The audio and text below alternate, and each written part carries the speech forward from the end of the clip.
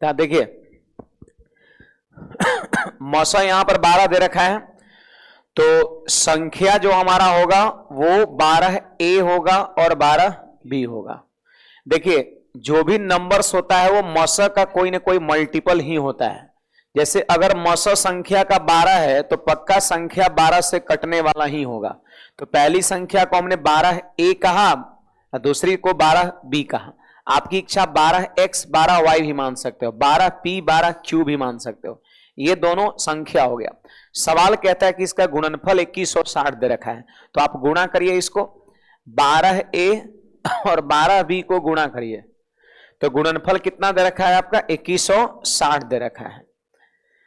काटिए ना, 12 से ये कटेगा कितने बार में, 12 एकम 12 और 12 8 96 180 बार में। फिर ये 12 से कटेगा 15 बार में। तो बताइए a गुना b बराबर में कितना हो गया, 15 हो गया आपका। अब यहां पर सोचिए कि a और b के जगह पर हम क्या क्या रखें कि गुना करने पर 15 आवे। तो सबसे पहली बात 1 और 15 रखेंगे, 1 और 15 रखेंगे तो कितना आएगा, 15 आएगा। अगर कोई 3 और 5 रखेगा तो भी कितना आएगा, 15 ही आएगा। और बताइए कोई संभावित मान हो सकता है क्या, a और b के जगह पर ऐसा मान सोचिए जिसको गुना करने पर 15 आवे। तो 1 15 नहीं तो 3 5। अगर इस क्वेश्चन में नंबर ऑफ पेयर पूछता तो आंसर कितना हो जाता, 2। पूछता, खूब पूछा जाता नंबर ऑफ पेयर, युग्म की संख्या बताओ, तो आंसर हमारा 2 हो जाता। लेकिन हमसे कह रहा है कि संख्याओं का संभावित युग्म क्या है, आपसे यही पूछा जा रहा है ना। तो संख्या हमारा ये है, a का मान 1 यहां बैठाएंगे तो 12 है कम 12, आप फिर यहां पर 15 बैठाएंगे तो 15 12 180, तो 12 180 आ रहा है। इसको बैठाने पर 12 और 180 आ रहा है, बट ऑप्शन में है नहीं है। चलिए यहां आते हैं, 3 रखते हैं, a का मान 3 रखते हैं तो 12 3 36, 5 रखते हैं 12 5, और ये ऑप्शन में अवेलेबल है, तो आंसर हमारा कौन सा, सी ही हो जाएगा। इसमें 2 चीज आपको सीखना है, एक सीखना है नंबर ऑफ पेयर निकालना, नंबर ऑफ पेयर हो जाएगा 2, और ये a का मान निकला, b का मान, a का मान निकला, b का मान, यही a और b के मान को यहां और यहां बैठा देंगे तो दोनों संख्या निकल जाएगा। तो जब a और b का मान इसको बैठाए तो संख्या निकला 12 180, ये भी सही है, बट ये ऑप्शन में अवेलेबल नहीं है। हम a का मान 3 और b का मान 5 बैठाया तो आया 36 और 60, ये ऑप्शन में है, मतलब संभावित संख्या के लिए उत्तर यही हो जाएगा। अगर नंबर ऑफ पेयर पूछता तो आंसर कितना होता, 2 होता। तो देखिए मस लस का ये बहुत ही कह सकते हैं इंपॉर्टेंट टाइप है, नंबर ऑफ पेयर या फिर संख्या निकालने वाला। कुछ कहना है बोलिएगा। ऐसे भी देखो ये सवाल को, एक तो हमारा ये तरीका हो गया, दूसरा हो गया जानते हो क्या, अकॉर्डिंग टू ऑप्शन, मतलब इसका आंसर बिना इतना किए भी आप पकड़ सकते हैं। कैसे, मौसा 12 है, इसका मतलब दोनों संख्या 12 से कटेगा, संख्या हमेशा मौसा से कटता है, तो 12 से कटने वाला यहां पर यही सिर्फ ऑप्शन है, ये है, बाकी कोई ऑप्शन में दोनों संख्या 12 से नहीं कट रहा है। देखो ये 12 से नहीं कट रहा है, ये 12 से नहीं कट रहा है, 184 12 से नहीं कट रहा है, 12 से कटने वाला सिर्फ जो दोनों संख्या वो ऑप्शन नंबर सी में है। तो बिना इतना कुछ किए डायरेक्ट 12 के मल्टीपल से हम आंसर किसको मार देंगे, सी को। और एग्जाम हॉल में यदि आप बैठे हैं तो ये तरीके ठीक है, कोई दिक्कत की बात नहीं है। 12 से कटे वाला अगर एक ऑप्शन है तो डायरेक्ट मार देना, इतना नहीं करना है। लेकिन मान लेते हैं 12 से कटने वाला अगर चारों ऑप्शन में रहता तब तो फिर ये तरीका लगाना पड़ता। सीखना सब है, कब क्या होगा कुछ नहीं कहा जा सकता है। चलिए आगे बढ़ते हैं अगले सवाल की ओर। देखिए यहां पर क्या कहता है, सुनिएगा। कहता है ए की आय बी की आय से 60% अधिक है, और फिर कहता है बी की आय सी की आय से 75% अधिक है, और सी की आय डी की आय से 20% कम है। यदि डी की आय 20,000 हो तो ए की आय क्या है, आपसे ये पूछा जा रहा है। देखो डी का दे दिया है, ए का क्या कर रहा है, पूछ रहा है। तो देखो ए की आय बी से 60%, ए का आय डिपेंडेंट है किस पर, अब बी का डिपेंडेंट है, अब सी का डिपेंडेंट है, यानी उल्टा चलना है, डी से मिलेगा सी, और सी से मिलेगा बी, अब बी से मिलेगा ए, आंसर हो जाएगा, है ना। देखिए डी का दिया है 20,000, हम लिख दिए, डी का दिया है 20,000 लिख दिया। अब क्या कहता था जी कि सी डी से 20% कम है, 20% कम है तो 80/100, तो ऐसा जैसे ही किया ना, डी में 80/100 किए तो जानते हो किसका निकल गया, सी का निकल गया।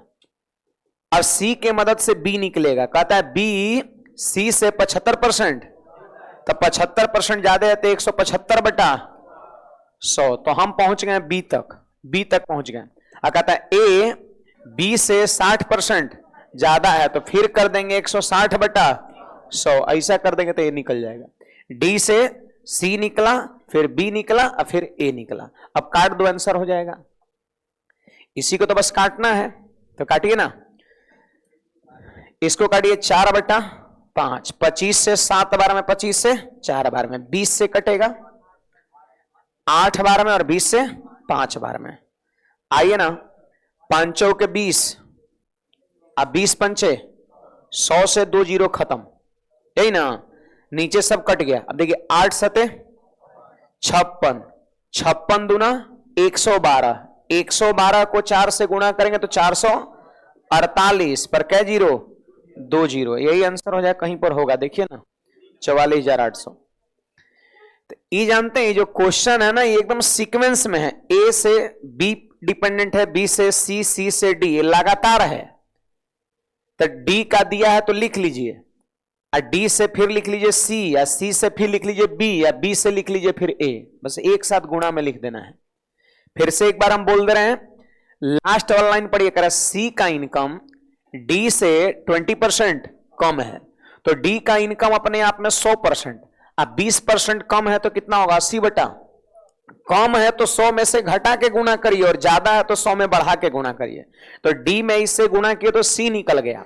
अब बी का इनकम क्या है, सी से 75% ज्यादा है तो गुना 175/100, तो हम पहुंच गए बी पर। अब ए के बारे में क्या कहता है कि बी से 60% ज्यादा है, तो फिर गुना करेंगे 160/100, डी से सी पर पहुंचे, सी से बी पर, और बी से फिर ए पर, और यही हमसे पूछ रहा है, समझे, मतलब इतना खाली लिख के काट देना, आंसर हो जाएगा। इसमें 2 तरह का सवाल पूछता है, डी का दिया है सबसे लास्ट वाला, तो सबसे शुरू वाला ए पूछ रहा है, कभी क्या होगा कि ए दिया रहेगा सबसे शुरू वाला, और सबसे लास्ट वाला डी क्या करेगा, पूछेगा, तो तरीके यही होगा हमारा। चलिए, डाउट होगा, कुछ पूछना रहेगा, कह सकते हैं, कोई दिक्कत नहीं है।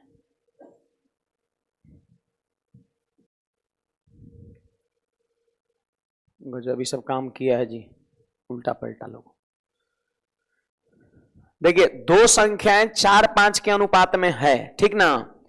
यदि पहली संख्या में 2 घटाया जाता है और दूसरी संख्या में 2 जोड़ा जाता है तो उसका अनुपात 2:3 हो जाता है। 2 घटाया जाता है और इसमें 2 जोड़ा जाता है, तब कह रहा है कि दोनों संख्या के बीच का अंतर कितना है, तो एक में 2 घटाना है और एक में 2 जोड़ना है। तो ऐसा करिए ना, पहली संख्या 4x होगा और दूसरी संख्या कितना 5x होगा, ये हो जाएगा 4x और ये हो जाएगा 5x। पहली में 2 घटाना है तो 2 घटा दिए, और दूसरी में 2 जोड़ना है तो 2 क्या किए, जोड़ दिए, तब इन दोनों का रेशियो कितना है, 2/3 हो जाता है, बराबर 2/3। क्रॉस मल्टीप्लीकेशन करें, 3 चौके 12x और माइनस में 6, यहां गुणा करिए तो कितना 10x, और प्लस में तो इधर जाके घटेगा 2x और 6 4 10, तो x बराबर 5 हो गया, x का मान 5 हो गया। तो क्वेश्चन यही कहता है कि दोनों संख्या का अंतर कितना है, तो 5 हो जाएगा। 4x और 5x में कितने का अंतर, x का, 4x और 5x में x का अंतर, तो अंतर बराबर वही x, 5 हो जाएगा आपका।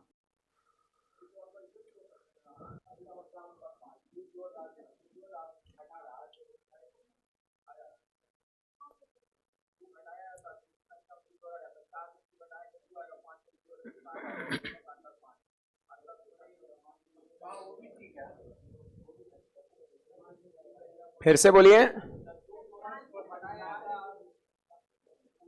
4 में से 2 घटाएंगे तो 2, अब 5 और 2 जोड़ेंगे तो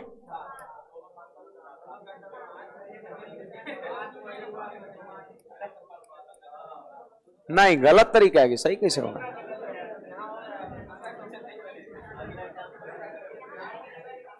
यहां पर क्या है कि गैप 5 का बन रहा है और x का मान भी कितना आ रहा है? 5 ही आ रहा है आपका, है ना? ऐसा नहीं है, जैसे देखिए ई दू क्या है? रियल वैल्यू है, आई क्या है? रेशियो वैल्यू है। तो सबसे पहली चीज तो गलत यहीं पर है कि रेशियो वैल्यू और डायरेक्ट रियल वैल्यू हम नहीं जोड़ सकते हैं। नहीं, ये सोच यहीं पर गलत है कि रेशियो वैल्यू और रियल वैल्यू को डायरेक्ट नहीं जोड़ सकते हैं, है ना? ये आपका फ्लॉप कर जाएगा। ऐसा कुछ नहीं है कि 5 2 7 हो गया, अब फिर इसमें अंतर कितने का? 5 का। नहीं, ऐसा कुछ नहीं है, ये तरीके सोच गलत है। चलिए आगे बढ़ते हैं। हाँ, कभी कभी लग जाता है, लेकिन हम नहीं ना कहेंगे वैसे लगाइए।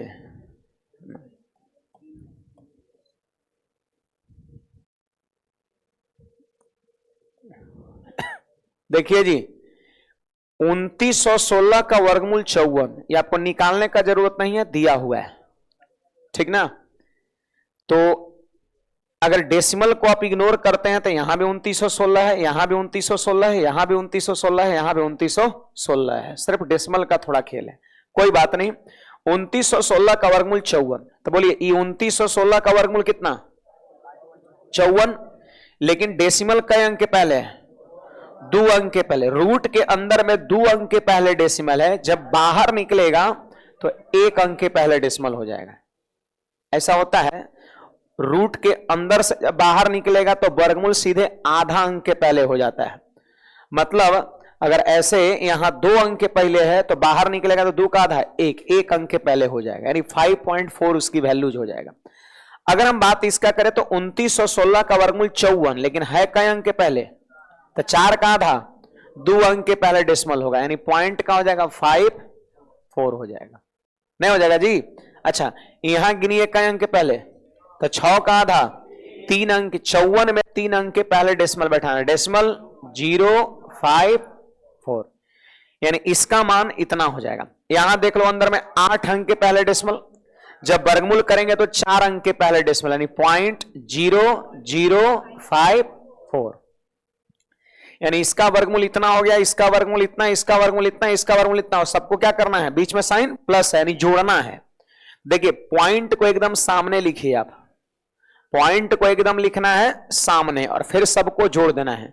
जोड़िए ना, कितना? 4, और फिर 4 5 9, फिर यहां 9, और फिर यहां 9, और फिर यहां 5, यही आंसर हो जाएगा, है ना? पॉइंट को सामने लिखना होता है जोड़ने के लिए, और सीधे ऐसे ऐसे क्या किए? जोड़ दिए, हमारा आंसर हो गया। कौन सा?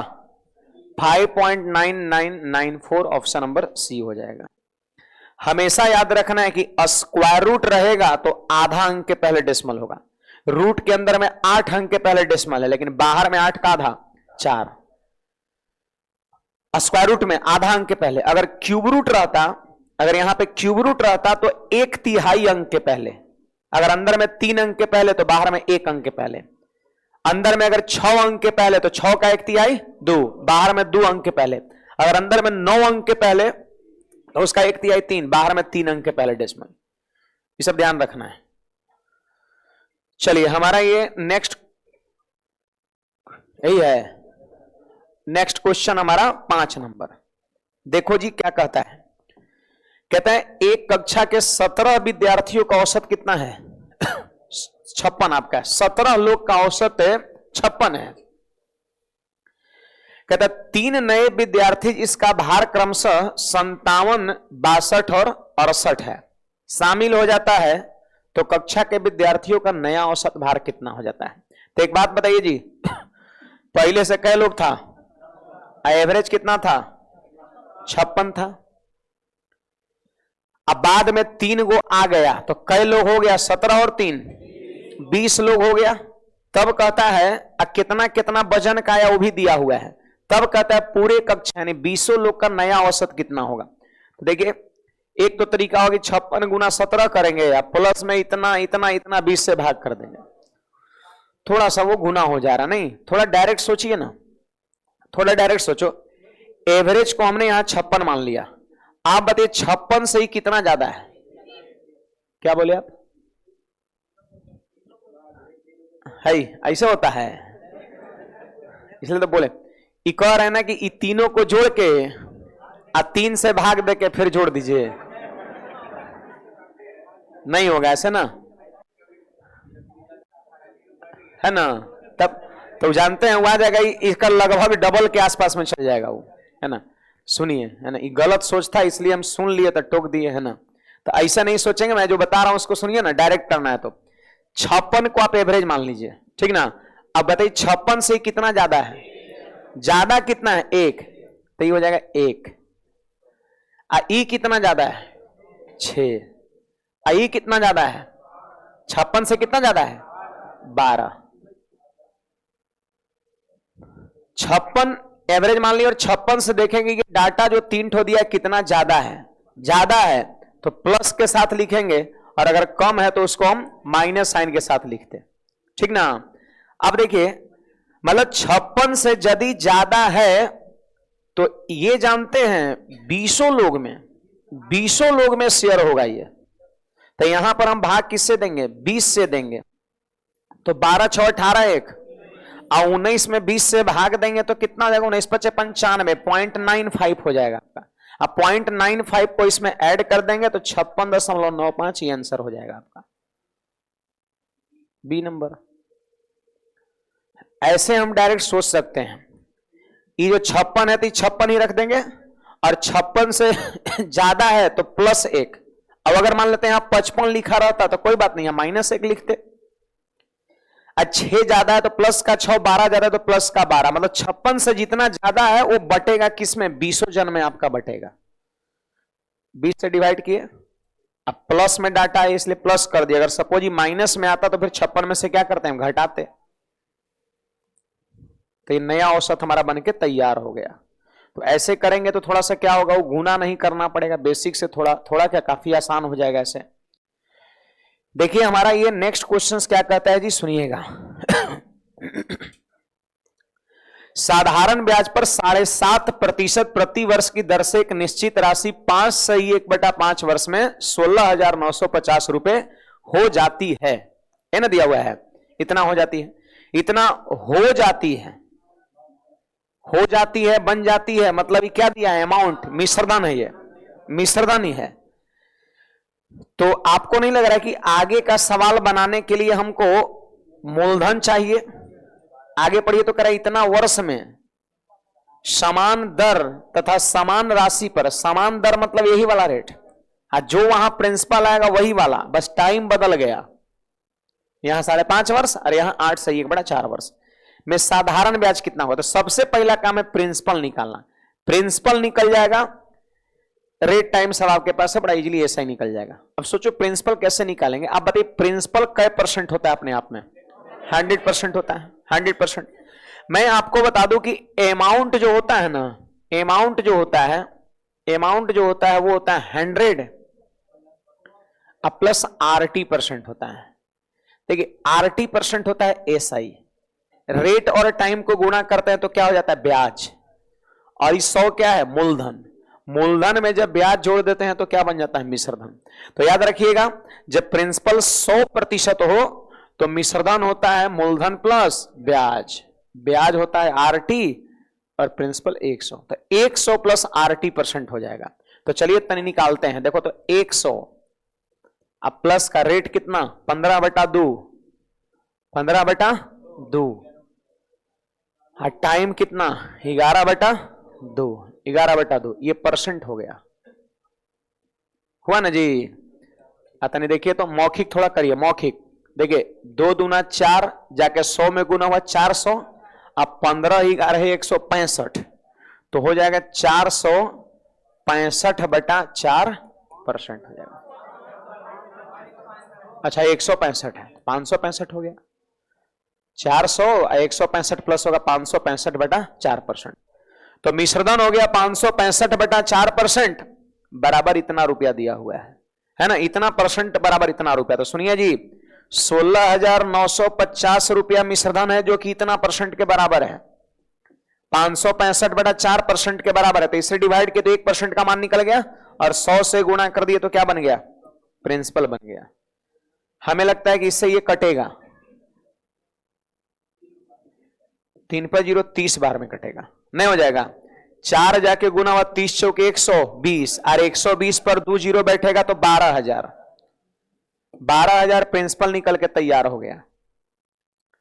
अब क्या है, अब है प्रिंसिपल, आई है रेट, आई है टाइम। ब्याज पूछता है साधारण ब्याज, तो साधारण ब्याज बराबर क्या होता है, मूलधन गुने समय गुना दर बटा 100 होता है ना।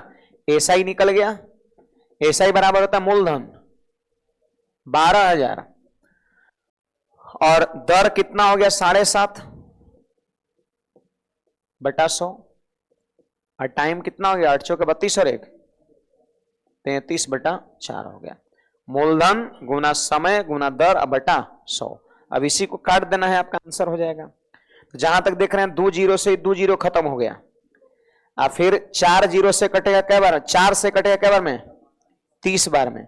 ई 0 से एक अंक के पहले डेसिमल कटेगा, तो आंसर जो हमारा होगा वो 75 गुना 3 गुना 33 होगा। तो इकाई अंक कितना मिलेगा 5, लेकिन इकाई अंक 5 कै जगह, 2 जगह। तो 5 4 9 8 1 9, 5 4 9 7 2 9, अरे तेरी 11 से दोनों कट रहा है। अच्छा 9 से कौन कट रहा है, 7 2 9 ये भी कट रहा है। 3 3 9 27 से कौन कट रहा है, 27 27 27, गुना कर देंगे 74 25 आंसर हो जाएगा। क्योंकि विभाजता का नियम लगाइएगा ना तो ऑलमोस्ट सब कट रहा है, 9 से ही 27 से कट रहा है। देखिए तो यहां पर क्या करेंगे हम, 75 तिया 225, गुना में कितना 33।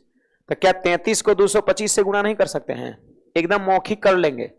33 को करिए 200 से तो 33 दूना 6600, और 33 को करिए 25 से गुना तो कितना है 825, और जोड़ दीजिए। हाँ डिजिटल सम फिर लगा सकते हैं, तो कितना हो गया 825 जोड़िए 6600 में, तो 8 6 14 74 25 हो गया आपका। डिजिटल सम भी लगा सकते हैं, सुनिए डिजिटल सम कैसे होगा।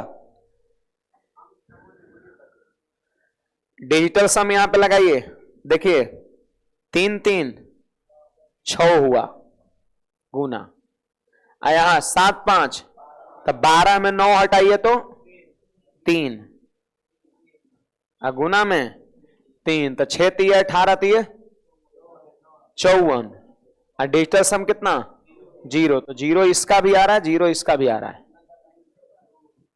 नहीं आ रहा है तो दो गुना मिल रहा है, तो गुना ही कर देंगे और क्या। इकाइयों अंक मिलिए जा रहा है, डिजिटल सम में भी आपका 2 ऑप्शन मिलिए रहा है आपका, है ना। अरे ये सब सिंपल है, 75 दिए 225, और 225 को 33 से गुना करना है, तो 33 को हम 200 से गुना किए तो 6600, और 33 को 25 से गुना किए तो 825, और अरे 4 को 25 मिलके 1 100 बनता है, तो 32 को 25 मिलके 800 बनेगा, एगो और 25 रह गया 825, जोड़ दिए 74 25 आपका।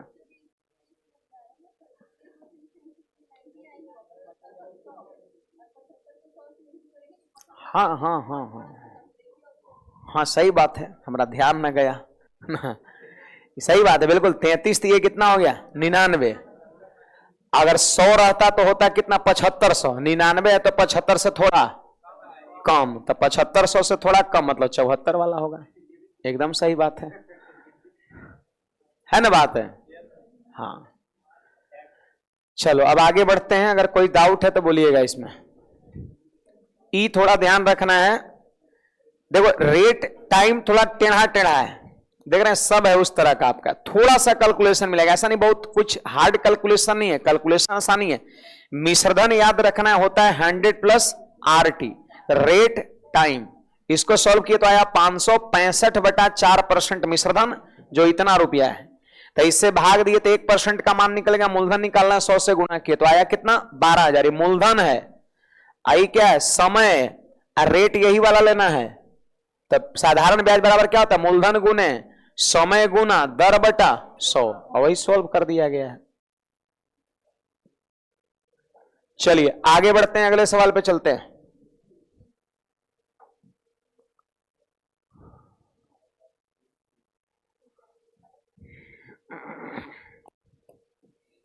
पेंसिल के एक सेट का अंकित मूल्य पर 5% की छूट देने के बाद उसका मूल्य खरीदार के लिए इतना रुपए हो जाता है, तो अंकित मूल्य कितना है? देखिए ना जी, अंकित मूल्य 5% का मान 1/20 होता है क्या? अब 20 में 1 का डिस्काउंट मिल रहा है, तो 19/20 में बेचा जा रहा है। डिस्काउंट का मतलब क्या? 20 में 1 छूट मिल रहा है, तो 19/20 में बेच रहा है। अंकित मूल्य का 19/20 में बेच रहा है, अब बराबर कितना? 1900 रुपया। तो आंसर कौन सा? ए नंबर। 19 से कट गया 101 बार में, तो 20 जाके गुना हुआ, तो 20 आंसर हो जाएगा। ऐसा भी कर सकते हैं, 5% डिस्काउंट मिल रहा है तो 95/100, 100% MP 5% का छूट मिल रहा है तो 95/100 हो जाएगा, बराबर इतना कर देंगे, काट देंगे, आंसर हो जाएगा। ये देखिए हमारा अगला सवाल क्या कहता है जी,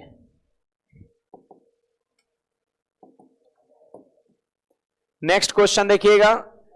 P ने 80,000 से कारोबार शुरू किया और कुछ माह के बाद Q 60,000 रुपए के साथ शामिल हो गया। देखिए बिजनेस शुरू किया P, शुरू से है वो, अब कुछ महीना बाद कौन आया? 60,000 रुपया लेकर के।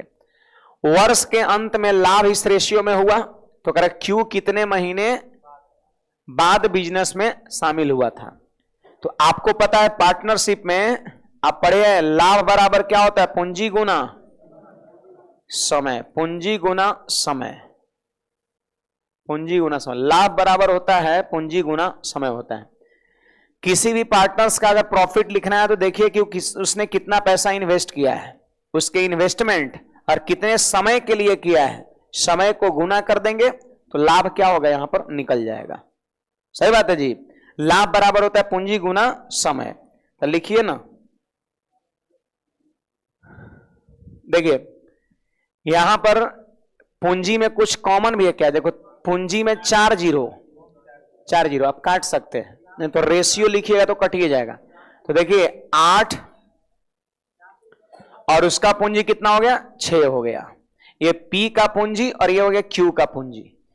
P बिजनेस में शुरू से है, देखो वर्ष के अंत में 12 महीने पर लाभ बट रहा है, शुरू से P है तो इसका पैसा पूरा 12 महीने तक लगा रहा है।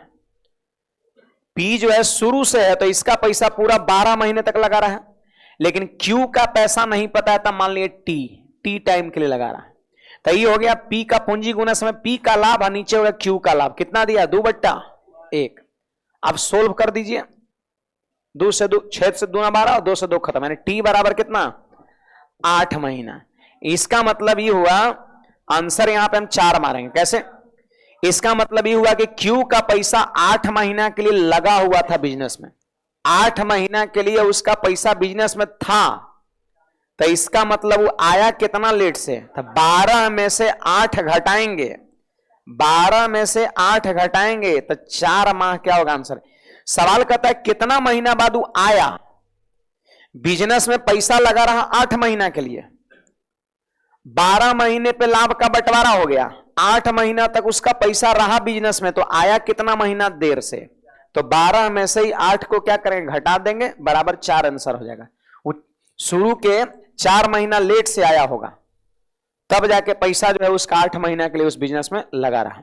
कुछ विद्यार्थी यहां पर T के जगह पे 12 माइनस T मानते तो T का मान डायरेक्ट 4 आ जाता। ठीक है ना? आगे बढ़े।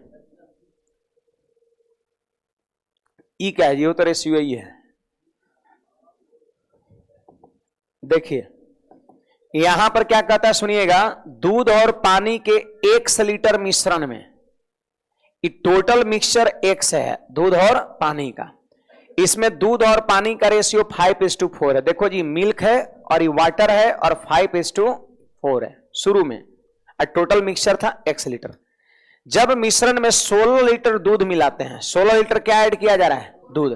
तो एक बात बताइए, जब दूध ऐड किया जा रहा है तो दूध की मात्रा क्या होगा? बढ़ेगा। पानी की मात्रा बढ़ेगा क्या?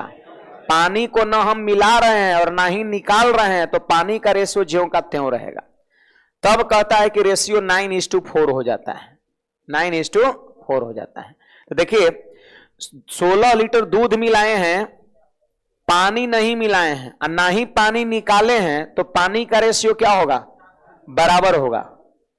पानी निकालते या मिलाते तब पानी का रेशियो वैरी करता। पानी न निकाल रहे हैं ना ही मिला रहे हैं, मतलब पानी क्या होगा? बराबर होगा आपका। तो देख लीजिए यहां बराबर है कि नहीं बराबर? पानी यहां पर आपका बराबर है, ध्यान रखिए पानी यहां पर क्या है? बराबर है। तो आप बताओ पानी बराबर है, सही है। दूध का रेशियो कितना बढ़ा आप ये तो बताइए। 5 था और हो गया कितना? 9, यानी दूध का रेशियो कितना बढ़ा? जानते हो 4 क्यों बढ़ा? क्योंकि दूध 16 लीटर मिलाया गया है, मतलब 4 रेशियो बराबर कितना? 16 लीटर। तो 1 रेशियो बराबर कितना? 4 लीटर। 4 से 4 बार में कट गया, तो 1 अनुपात बराबर हो गया 4 लीटर हो गया। तो सवाल कहता है कि x का मान बताओ कितना है। अब पहले तो यहां ढूंढिए कि x है क्या? था x पूरा क्या है? मिश्रण, शुरू वाला दूध पानी पूरा मिला के। तो शुरू में दूध पानी मिलाएंगे तो रेशियो कितना? 9। 1 रेशियो बराबर 4 लीटर, तो 9 रेशियो बराबर 9 चौके 36 लीटर। सवाल का क्या हो जाएगा? सही आंसर हो जाएगा। अब अगर नया वाला मिश्रण पूछता तो आंसर कितना हो जाता? 52 हो जाता आपका। कैसे हो जाता? 36। अब बाद में जो 16 मिलाए हैं वो बढ़ा देते, तो 36 और 16 52 हो जाता आपका। हाँ, फिर यहां से भी 9 4 13, 1 बराबर 4, तो 13 बराबर कितना? 13 चौके 52। बिल्कुल। देखिए 10 नंबर सवाल क्या कहता है, यहां पर सुनिएगा सब लोग। क्वेश्चन नंबर 10 कहता है, एक नाव द्वारा धारा के अनुकूल एक निश्चित दूरी तय करने में लिया गया समय, अनुकूल समय है।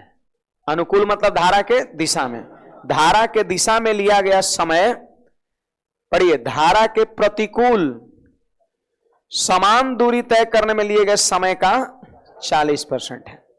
दूरी क्या है जी? समान है। तो पहले थोड़ा सा हम टाइम की बात करते हैं। समय का 40% है, मतलब पहले वाला समय यदि 100 है तो अब वाला समय कितना है? 5:2 है ना। मतलब ई हो गया T1 और ई हो गया T2। तो एक चीज याद रखिएगा, दूरी यदि समान हो तो VB और बटा में VS, मतलब नाव की चाल वेलोसिटी ऑफ बोट बटा में धारा की चाल वेलोसिटी ऑफ स्ट्रीम, बराबर होता है T1 प्लस T2 और बटा में T1 माइनस T2 होता है। देखिए ध्यान रखना है कि समान दूरी के लिए अनुकूल समय और प्रतिकूल दिशा में समय दिया रहे, दूरी समान रहे, जितना दूर जा रहे हैं उतने दूर आ रहे हैं, समान दिशा का समय और विपरीत दिशा का समय दिया रहे, तो याद रखिएगा बड़ा काम का चीज है। नाव धारा का बहुत ही मेजर टाइप है। नाव और धारा की चाल निकालना हो तो टाइम को जोड़ के ऊपर और घटा के नीचे लिख दीजिए। बोलिए टाइम कितना है? 5 और 2, तो जोड़िए 5 2, अब 5 में से 2 घटा 3 हो जाएगा आपका। जोड़ के ऊपर और घटा के नीचे लिख दीजिए, नीचे लिख दिए। लेकिन सवाल में हमसे कहता क्या है कि स्थिर जल में नाव की चाल, तो बोलिए स्थिर जल में नाव की चाल कितना है? 7। VB वेलोसिटी ऑफ बोट 7 है। स्थिर जल में नाव की चाल 7 है। ये रेशियो 7:3 किसका निकला? नाव की चाल और धारा की चाल का। अगर क्वेश्चंस कहता है कि नाव की चाल और धारा की चाल बताओ तो आंसर 7:3 हो जाता। लेकिन सवाल कहता है नाव की चाल, तो 7 हम लिए, लेकिन आगे पढ़िए धारा की चाल नहीं कहता है, आगे कहता है कि धारा के प्रतिकूल नाव की चाल। प्रतिकूल नाव की चाल मतलब विपरीत दिशा में नाव की चाल। तो धारा के विपरीत दिशा में नाव की चाल कह रहा है, तो नाव में से धारा क्या होगा? घट जाएगा। तो 7 में से 3 घटेगा 4। ई आंसर हो जाएगा। ऑप्शन नंबर कौन सा? सी हो जाएगा। देखो इसमें एक हमने ये बताया आपको, याद रखिएगा कि जब दूरी समान रहेगा और अनुकूल समय और प्रतिकूल समय दिया रहेगा तो नाव और धारा की चाल डायरेक्ट निकाल सकते हैं, बस समय को जोड़ के लिख देना है 5 दूनी 7 ऊपर और घटा के कहां नीचे। यही हो जाएगा नाव की चाल और ये हो जाएगा धारा की चाल। हमसे क्वेश्चन में नाव की चाल पूछ रहा है तो 7 लिख दिए। अब बाद में धारा की चाल नहीं पूछा है, धारा के विपरीत दिशा में नाव की चाल बोला है तो क्या होगा, यहां पर घट जाएगा। अगर धारा के अनुकूल कहता तो यहां क्या हो जाता, 7 3 10 हो जाता है यहां पर। इतने याद रखिएगा सब लोग।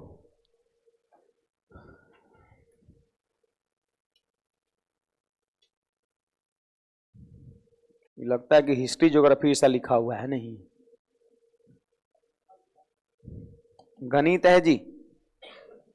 देखिए ये सब भाषा से नहीं डरना है, बस ये सब डाटा खाली देखिए कितना कितना का दिया है। कहता है कि एक हौज में 3 पाइप एबीसी लगे हुए हैं, ए और बी अलग अलग हौज को 20 और 30 घंटे में भर सकते हैं और सी 60 घंटे में खाली कर सकते हैं। देखिए ए जो है वो कहां गया, 20 घंटे में भर सकता है, और बी जो है 30 घंटे में भर सकता है, और सी जो है वो 60 घंटे में खाली कर सकता है। आप सिंपली यहां पर इन तीनों का क्या करेंगे, एलसीएम 120 नहीं 60 होगा एलसीएम, है ना। तो 20 से कटेगा 3 बार में, 30 से कटेगा 2 बार में, और 60 से कटेगा 1 बार में। सुनिए ये 2 इनलेट पाइप है भरने वाला, इसलिए इसकी इफिशिएंसी को प्लस में लिखा गया, और ये है आउटलेट पाइप बोले तो खाली करने वाला, इसलिए इसकी इफिशिएंसी को माइनस में लिखा गया।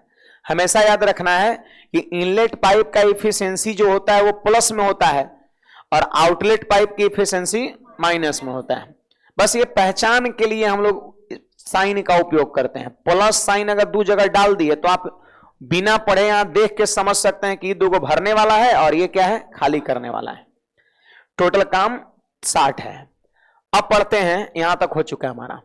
कहता है पाइप ए तथा सी को एक साथ पहले घंटे के लिए खोला जाता है। किसको, ए और सी को। तो बोलिए ए और सी को जब खोलेंगे पहला घंटा के लिए तो 3 में से 1 घटेगा, मतलब क्या, 2 भाग भरेगा। पहले का घंटा ए और सी को खोलेंगे तो कै भाग भराएगा, 3 में से घटा 2 भाग। फिर कहता है कि बी और सी को दूसरे घंटे के लिए खोलते हैं, तो बोलिए 2 में से 1 घटेगा, 1 भाग भरेगा।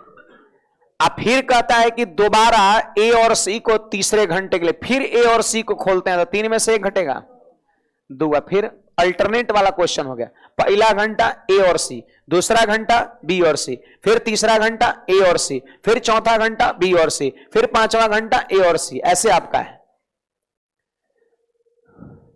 क्यों सो रहे क्या जी, उधर स्वेटर वाले नहीं सो रहे हैं, ठीक है, पहला क्लास आज है, अच्छा सोइए मत, है ना। कम्बल उमल ओढ़ के आ जाइएगा तो नींद ना आएगा। माथा भी पूरा पैक रहेगा, मोटा वाला टोपी पहन लीजिएगा, है ना, और शरीर भी पूरा एकदम कम्बल जैसा मोट मोट कपड़ा पहन लीजिएगा तो नींद आएगा, आराम से गर्मी पैदा होगा तब, है ना। ठीक है, अच्छी बात है, ठंडा में जो है सुरक्षित रहिए, है ना। देखिए प्लस का 2 प्लस का 1 प्लस का 2 प्लस का 1, यही होगा।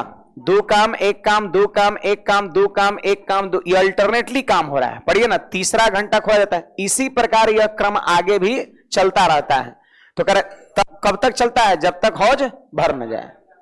तब कहता है कितना समय लगेगा, आपसे ही पूछा जा रहा। तो सुनिए ना, यहां पे देखो रिपीट कर रहा है 3, यही 3 काम रिपीट कर रहा है। +2 + 1 +2 + 1 ... ऐसे नहीं काम हो रहा है। तो देखो 3 काम रिपीट हो रहा है, 3 काम 3 काम 3 काम 3 काम यही रिपीट कर रहा है। तो बोलिए कै घंटा का समय है, 2 घंटा। 3 काम 2 घंटा में, फिर अगला काम 3 घंटा में, 3 काम 2 घंटा में, फिर अगला 3 काम 2 घंटा में। तो 3 काम करने में 2 घंटा, 3 भाग भरने में 2 घंटा, तो 60 भाग भरने में कितना, 40 घंटा आपका हो जाएगा। नहीं हो जाएगा, चूंकि 3 भाग भरने में 2 घंटा, इसलिए टोटल टंकी कितना है, 60 भाग है। 60 भाग भरने में क्या घंटा, तो देखिए इसका 20 गुना है, काम 20 गुना है तो समय भी 20 गुना लगेगा। समय भी 20 गुना लगेगा, यानी कितना समय लगेगा, 40 घंटा। दूर दूर तक ऑप्शन में नहीं है, नन हो जाएगा यहां पर। आया था आप लोग का? चलो अच्छी बात है। कुछ लोग तो सोचेंगे कि 12, 10, 15 दिया और 40 कुछ ज्यादा है भी आ रहा है, कहीं गड़बड़ तो नहीं ना है? थोड़ा सा लगा था ना? हाँ, फिर से देखे तो सही है। देखो ये थोड़ा सा बनाते बनाते जानते हैं कॉन्फिडेंस आ जाता है। जैसे सवाल कम लगाए रहिएगा और ऐसा कुछ होगा तो वहां संशय में आप हो जाइएगा, लगता है कि हम ही कुछ गलत कर दिए। लेकिन सवाल पर खूब जम के अभ्यास रहेगा तो नियम जब सही है तो आंसर अबे करेगा सही। देखिए ना, हमारा 12 नंबर सवाल है। यहां लग रहा है कि वैल्यू सेट हो जा रहा है जी। 7 और 5 एकदम बुझौनिया है कि ऐसी दो संख्या कौन जिसको जोड़े तो 12 और घटाएं तो 2, तो 7 और 5 हो गया। 7 5 जोड़ दिए तो 12 और 7 में से 5 घटा दिए तो 2।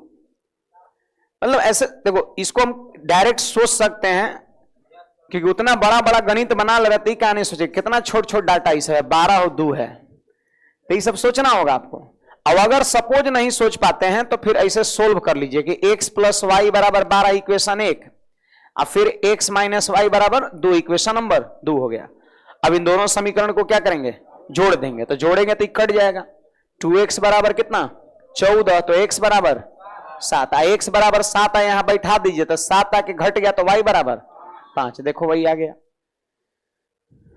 है ना। मतलब नहीं, अगर उस वक्त माइंड में आए तब ऐसा करेंगे, लेकिन कहीं ना कहीं उतना आप मेहनत कर रहे हैं और ऐसे फिर भी कर रहे हैं तो ये गलत है।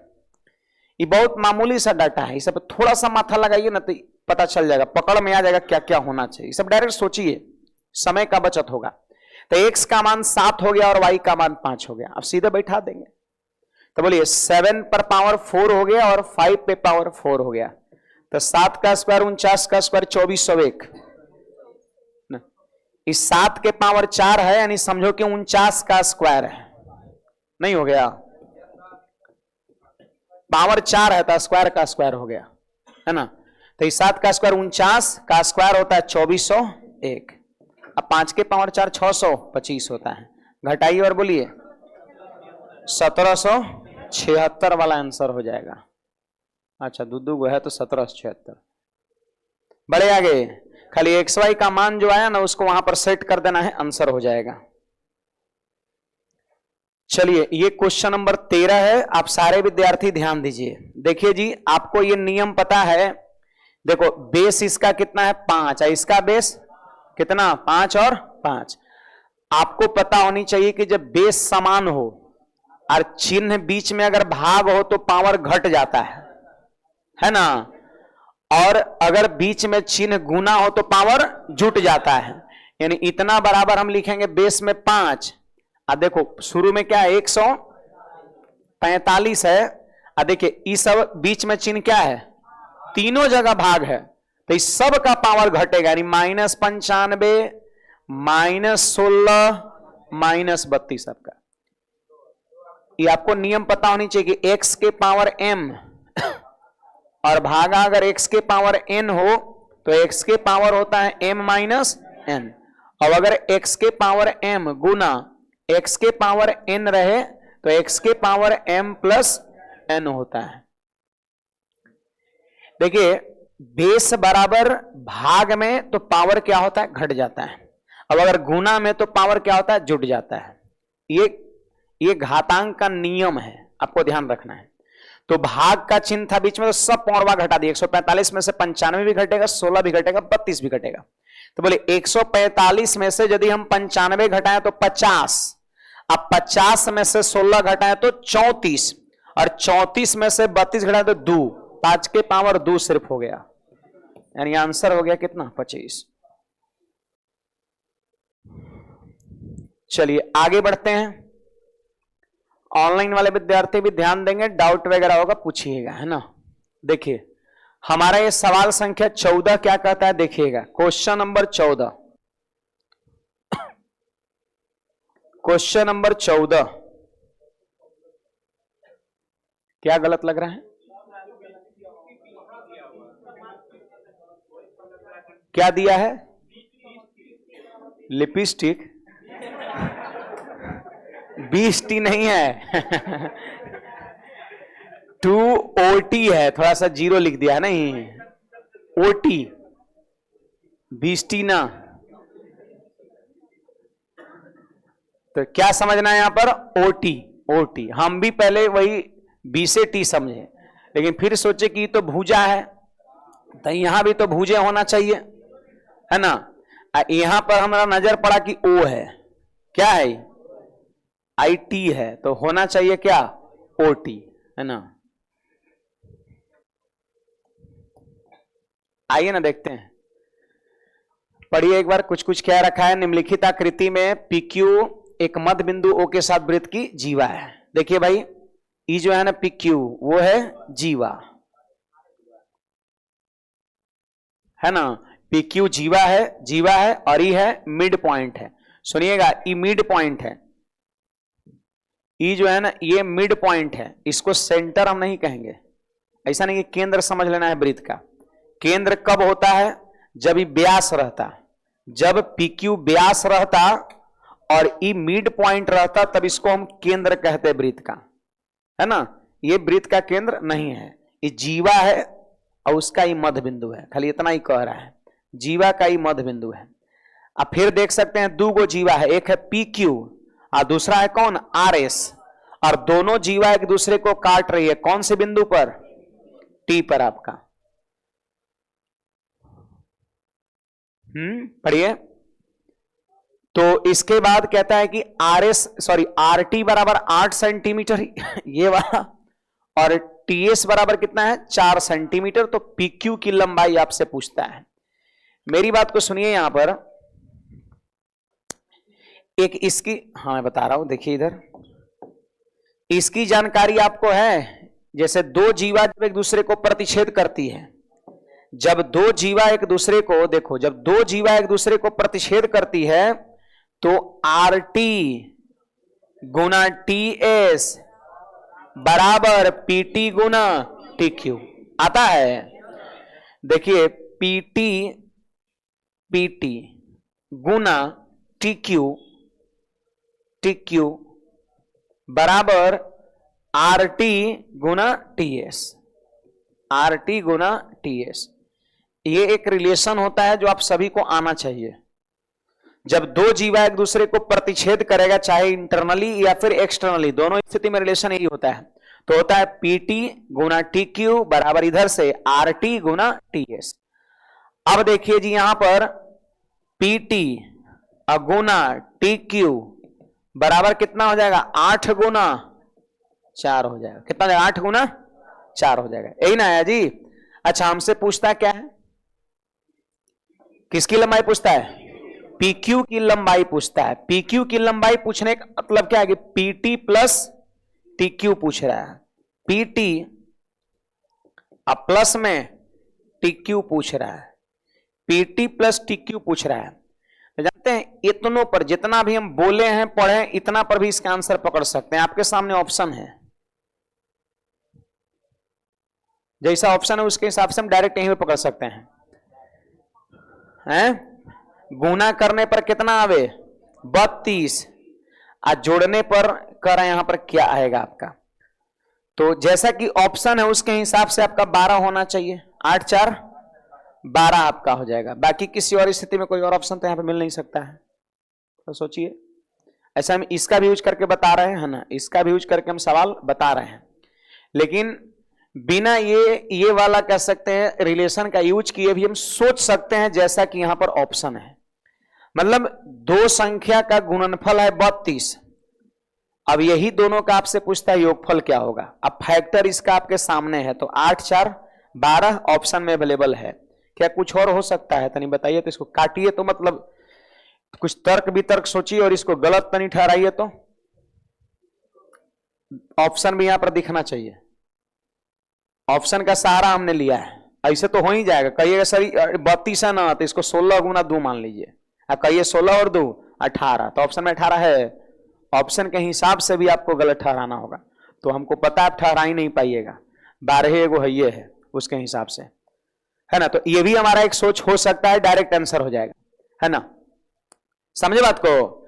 8 4 12 यहां पर ऑप्शन में, दूसरा कुछ नहीं। जैसे देखिए ईवी, जैसे मैंने बताया ना 32, ईवी सही है, जैसे 8 चौके 32 हो गया, तो 32 का मतलब 16 गुना 2 भी होता है, मतलब इसका मान 16 और इसका मान कितना 2, तो 16 और 2 18, बट ऑप्शन में है क्या, नहीं है।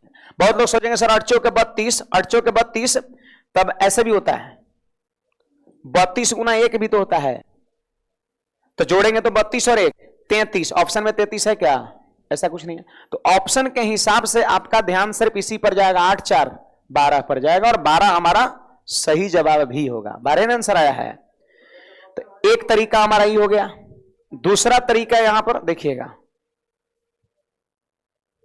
दूसरा तरीका आप सुनिए, अब हम इसका यूज कर रहे हैं, है ना, मतलब बिना यूज किए भी आंसर हम पकड़ सकते हैं इस सवाल में। जैसा कि ऑप्शन है, ये क्या दिया है, ये दिया है TQ बराबर 2OT, तो बोलिए QT का रेशियो 2 और OT का रेशियो 1, OT का रेशियो 1, तो OT को हम मान लेंगे x और QT का रेशियो 2 है, नहीं डबल है, तो E कितना हो जाएगा 2x हो जाएगा। बात समझिए, E वाला हो जाएगा यहां से यहां तक कितना x, आई कितना हो जाएगा 2x हो जाएगा। अब इसी पर फिर बैठाना है आपको, बोलिए PT, PT,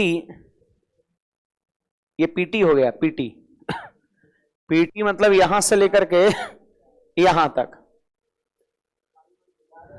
तो बताइए यहां पर देखो जरा, यहां से यहां तक कितना हो गया 3x हो गया क्या, अरे मिड पॉइंट है जी, मिड पॉइंट थी, कितना हो गया 3x, तो ऊपर 3x नहीं होगा है, तो देखो PT कितना हो गया 4x, TQ कितना 2x, अब RT कितना 8 और TS कितना 4, तो 4 दूना 8 से 8 खत्म हो गया, x स्क्वायर बराबर 4, तो x बराबर 2 हो गया, x बराबर कितना हो गया 2, पूरा हमसे PQ पूछता है, तो PQ कितना हो गया 2x, RX 3x और 3x 6x, यहां से यहां तक पूरा हो गया 6x, अरे 2x और x 3x और 3x 6x हो गया। अब x का मान 2 बैठा देंगे, 6 दूना 12, अभी आया, पहले नहीं आया, पहले जबरदस्ती निकाले थे, फिर से बार बोलिए, PT नहीं कि बराबर कैसे है, मिड पॉइंट ही ना है, मिड पॉइंट ही है, तो बराबर कौन है PO और OQ बराबर है,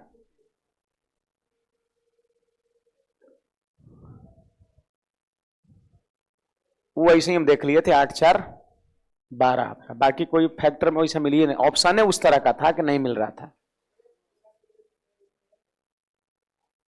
4x गुना 2x, हाँ, तो ये 4 दूना 8 n, अब बराबर के ओने 8 कट गया, नहीं कटेगा, हो गया। देखिए ये हमारा अगला सवाल है, एक आयत की चौड़ाई एक वृत्त की त्रिज्या का 4/5 है, तो आयत की चौड़ाई कब निकलेगा, जब वृत्त की त्रिज्या पता रहेगा। अब फिर कहता है वृत्त की त्रिज्या वर्ग की भुजा का 1/5 है, जबकि वर्ग का क्षेत्रफल 625 है, तो आप बताइए जी वर्ग का क्षेत्रफल होता है भुजा स्क्वायर, बराबर में हो गया 625, तो भुजा कितना हो गया 25 हो गया, तो वर्ग की भुजा 25 हो गया। अब देखिए वर्ग की भुजा से त्रिज्या निकलेगा और त्रिज्या से आयत की चौड़ाई निकलेगा, तो आइए ना यहां पर हम त्रिज्या लिखेंगे, तो क्या कहता है कि त्रिज्या भुजा का 1/5 है, तो भुजा है 25 और 25 का 1/5 किए तो कितना 5 हो गया त्रिज्या। फिर कहता है आयत की चौड़ाई त्रिज्या का 4/5 है, त्रिज्या कितना 5, अब 5 का 4/5 किए तो कितना हो गया, यानी आयत की चौड़ाई हो गया 4 और लंबाई कितना हो गया 20, तो कहता है आयत का क्षेत्रफल बताओ, तो आयत का क्षेत्रफल बराबर लंबाई गुने चौड़ाई, तो 20 चौके 80, आंसर हो जाएगा ऑप्शन नंबर डी।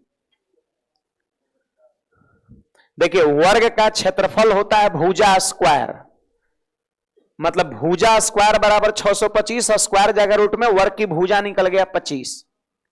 अब कहता है त्रिज्या भुजा का 1/5 है, तो भुजा 25 है, 25 का 1/5 किया तो 5 क्या आ गया त्रिज्या। सवाल कहता है कि आयत की जो चौड़ाई है वो त्रिज्या का 4/5 है, तो त्रिज्या का 4/5 किया तो 4 आ गया। तो चौड़ाई बराबर 4 और लंबाई बराबर 20, तो क्षेत्रफल बराबर क्या होता है लंबाई गुने चौड़ाई, तो 20 चौक 80 हमारा आंसर हो जाएगा। चलिए चलिए चलिए देखिए थोड़ा तेजी से, ये हमारा 16 नंबर क्वेश्चन क्या कहता है, सुनिएगा सभी लोग। ये 5.1/2 है,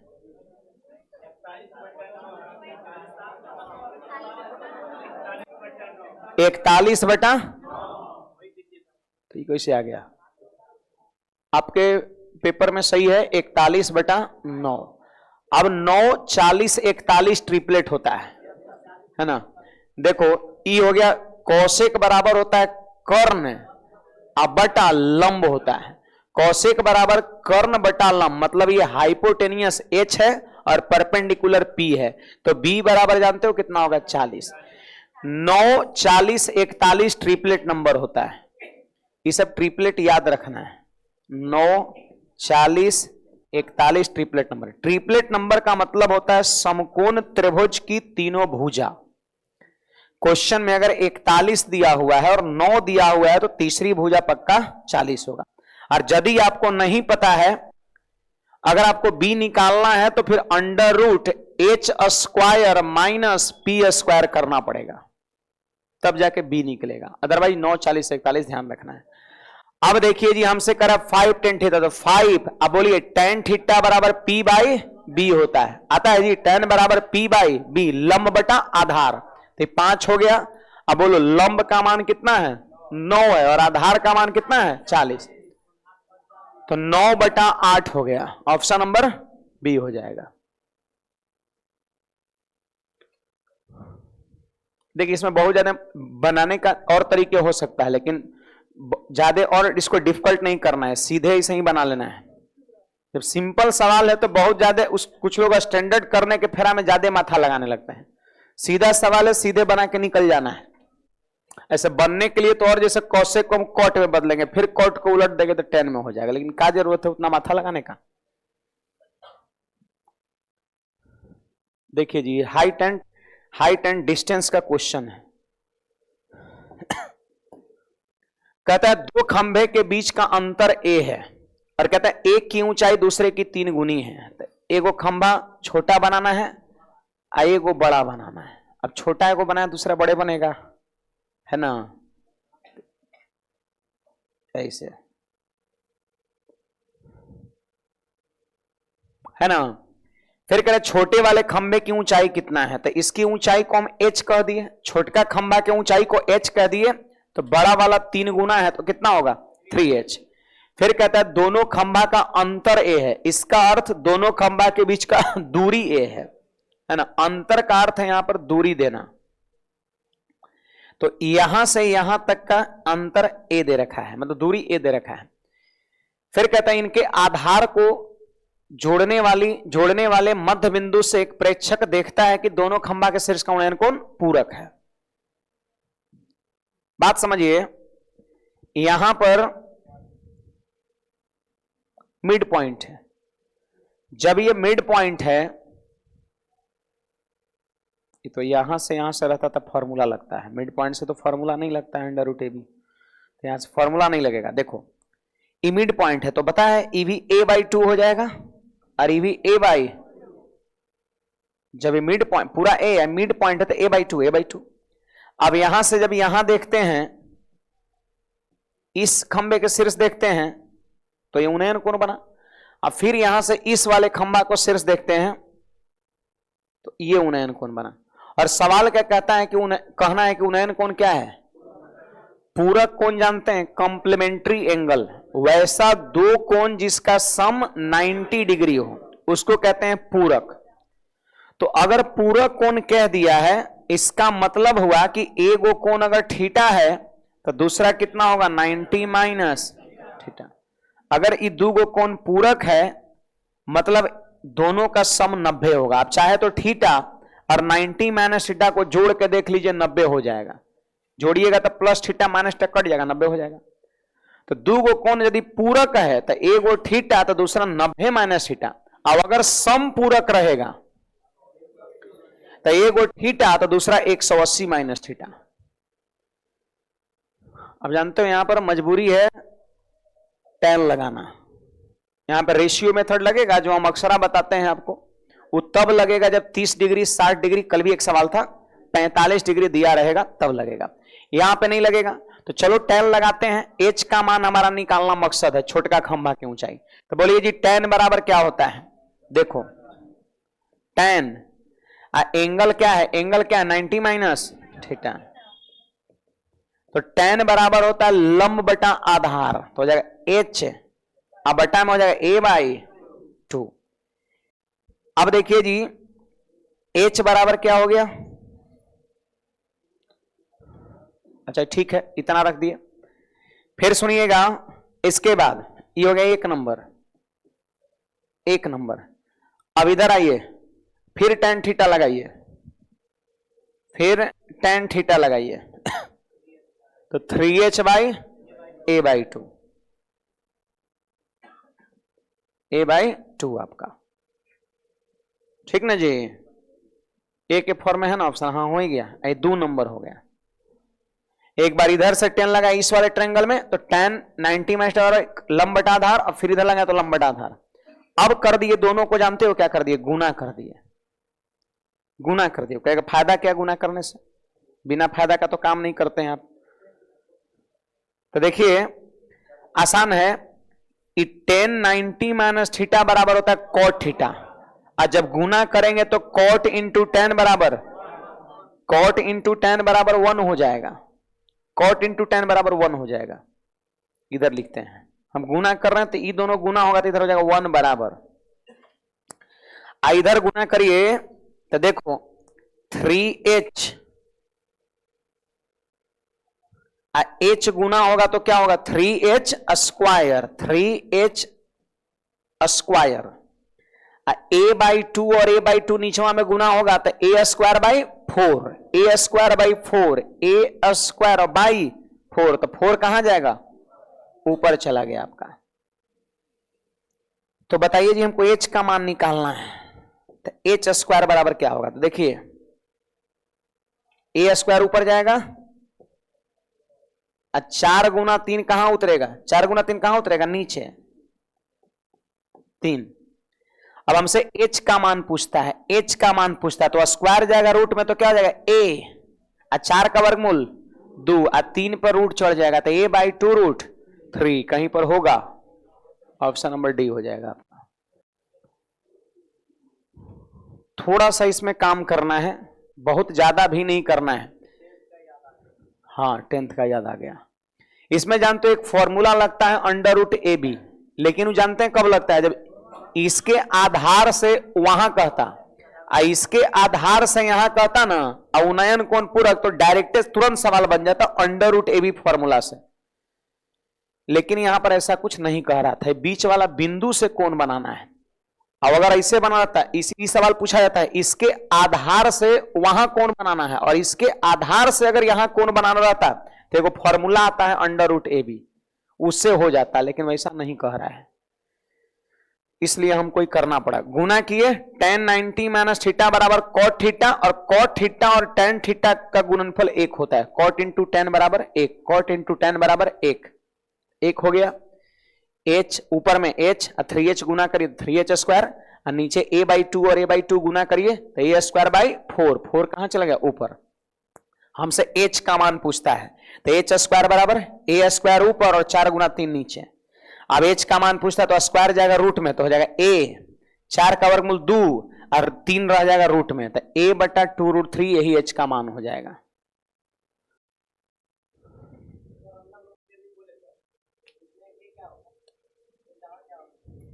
ये हाइटवा होता है आपका, फिर बीच का दूरी निकलता। चलिए आगे बढ़ते हैं। हमारा ये क्वेश्चन नंबर 18 है जी, और तुरंत आप देख के इसका आंसर कर सकते हैं। कहता है J1 क्या है, तो सभी 5 कंपनियों द्वारा बाइक का औसत, और J2 क्या है, तो 5 कंपनियों द्वारा ट्रक का औसत, और लास्ट में कहता है J1 अनुपात J2 बताइए। इसका मतलब क्या है कि बाइक का औसत और ट्रक के औसत का क्या पूछ रहा है, अनुपात पूछ रहा है। तो बाइक का औसत निकालने के लिए क्या करेंगे, बाइक का जोड़ के और भाग देंगे। तो चलिए बाइक वाला तनी सब लोग जोड़िए, कोई जोड़े है इसको, 800 अब बटा क्या इतना 5, ये हो गया बाइक का औसत। अब ट्रक का औसत निकालना तो इसको जोड़ेंगे, 875 बटा 5, यही हो गया एवरेज का नाम J1 और J2। रेशियो का रहा है, बीच में रेशियो बना दिया, ये तो 5 से 5 कटिए ना जाएगा। अब देखिए 25 से कटेगा आपका 34 बार में और 25 से 35 बार में, यही आंसर हो जाएगा। समझे, एवरेज कहता है बाइक का औसत और ट्रक के औसत का अनुपात। तो इसका औसत निकालने के लिए क्या करेंगे, इसको जोड़ेंगे और 5 से भाग देंगे, और उधर भी जोड़ के 5 से भाग, रेशियो तो 5 5 ऐसे ही कट गया, फिर ऊपर काट तो आंसर हो गया 19। देखिए जी हमारा सवाल क्या कहता है, एक पासा को 2 बार लुढ़काया जाता है। तो एक बात जानिए, 2 बार जब लुढ़काया जाता है तो नंबर ऑफ सैंपल स्पेस जो होगा वो 6 के पावर 2 होगा, कितना 36 होगा। एक चीज हमेशा याद रखिएगा कि एक पासा को n बार फेंका जाए या n पासा को 1 बार फेंका जाए, सैंपल स्पेस का फॉर्मूला होता है 6 के पावर n होता है। नंबर ऑफ सैंपल स्पेस मतलब टोटल नंबर ऑफ आउटकम्स, कुल घटनाओं की संख्या जो घट सकता है। तो एक पासा को जब 2 बार फेंकिएगा ना तो 6 के पावर 2 36 घटनाएं घट सकता है। 3 बार फेंका जाएगा तो 6 के पावर 3 216, 4 बार फेंका जाएगा तो 6 के पावर 4 1296, ये से होता है। तो नंबर ऑफ सैंपल स्पेस 36 निकल गया। 36 समझ रहे क्या आया, जैसे मान के चलो एक पासा हम फेंक रहे हैं, एक पासा आप फेंक रहे हैं, तो दोनों के ऊपरी सतह पर जो जो डाटा आएगा वो 36 को अलग अलग डाटा हो सकता है। जैसे हम फेंके तो हमारे ऊपर 1 आया, आप फेंके तो आपके ऊपर 2 आया, एक डाटा हो गया। हम फेंके तो हमारे ऊपर 2 आया और आपके ऊपर 1 आ गया, दूसरा डाटा हो गया। हम फेंके तो हमारे पासा पर 3 आया, आपके पासा पर 7, कैसे आ जाएगा 7 आएगा, कहां तक 6 तक, 7 बोल रहे हैं, 6 आ सकता है ना। मानेंगे कैसे, 7 मान के चलेंगे, है ना, 7 हो भी नहीं करता पासा पर। हमारे पर 4 आया, आप पे 5 आ गया, तो ऐसा ऐसा जब टोटल होगा ना तो टोटल क्या आएगा 36 हुआ है। जब 2 पासा फेंक देगा तो ऐसा ऐसा टोटल सम होना 36 को, आपका 36 को। तो कह रहा है ना कि योगफल 5 के बराबर है, इसकी क्या प्रायिकता है। तो आपको सोचना पड़ेगा कि 36 घटना में कई गो ऐसा घटना है जिसके दोनों पासा का अंक जोड़ने पर 5 आवे।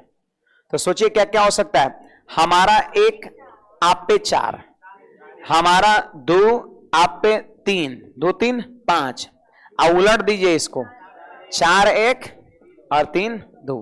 देखिए तो योगफल 5 आएगा ऐसे सिर्फ 4 घटना, या तो 1 4 नहीं तो 2 3 नहीं तो 4 1 नहीं तो 3 2। क्या 5वां और कोई हो सकता है, किसी और स्थिति में 5 हो सकता है, 0 5 नहीं होगा।